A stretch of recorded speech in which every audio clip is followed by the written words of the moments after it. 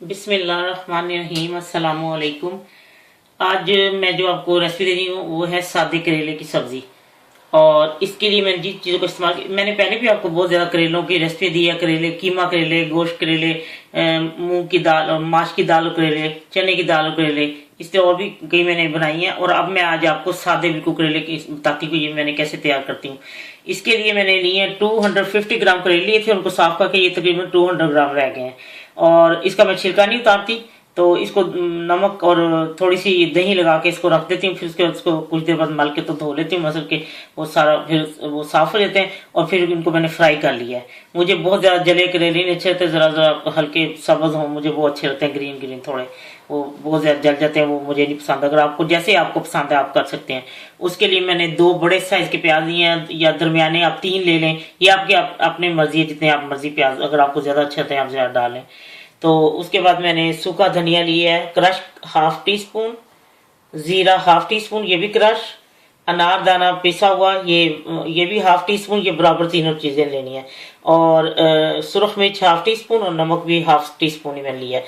और इसके लिए मैंने बड़े साइज का टमाटर 1 ले लें या 2 दरमियाने साइज के ले लें। आप ये आपको जैसे आप पसंद करते हैं उसके मुताबिक डालें। और हाफ कप ऑयल। अब मैं आपको बताती हूँ ये झटपट कैसे ये सालन तैयार होता है। ये तेल गर्म हो चुका था और मैंने प्याज बीच में डाल दिया। ये प्याज फ्राई हो चुके हैं, काफ़ी हद तक हो गए हैं ये। और जैसे सोते हो जाते हैं हल्के हल्के पिंक और ऐसे, अब मैं इसमें ये नमक मिर्च सब चीज़ें डाल दूँगी। बस उसको एक आधा मिनट ही जरा करना, क्योंकि जलने लग पड़ता है मसाला। ये मैंने टमाटर डाल दिया। ये टमाटर को मैंने अच्छी तरह मिक्स कर लिया। और अब मैं इसमें ये करेले डाल के तो हल्की आंच पे इसको मैं जैसे दम पे रखते हैं ऐसे हल्की आंच पे इसको पकने के लिए रख देती हूँ। लीजिए करेले की सादी सब्जी तैयार है। ये मैंने इसको 15 मिनट, बस वो आपको पता है टमाटर डालने के बाद मैंने करेले डाल दिए थे, वो 15 मिनट मैंने इसको दम पे रखा है। वो टमाटर भी नरम हो गए और करेले भी नरम हो चुके हैं। बहुत मजे का हटके इसका जायका। आप इसको तैयार करेंगे तो आपको पता लगेगा ये कितना टेस्टी, क्योंकि इसके अंदर मैंने पिसा हुआ अनार डाला। जब भी मैं आपने देखा कि मैंने करेलों की जब भी रेसिपी बनाई तकरीबन हर एक में मैंने अनारदाना डाला है, उससे एक इसका जायका बहुत मजे का हो जाता है। आप तैयार जब करेंगे तो आपको पता लगेगा कि कितना टेस्टी ये है। और झटपट तैयार हो गई है ये रेसिपी। बस सिर्फ करेले का ही है और बाकी तो सब जल्दी से झटपट तैयार हो जाती है।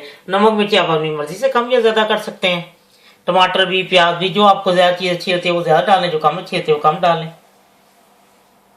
जब आपका दिल चाहे आसान और मजेदार खाना खाने को, तो आइए ना रिदा के किचन में।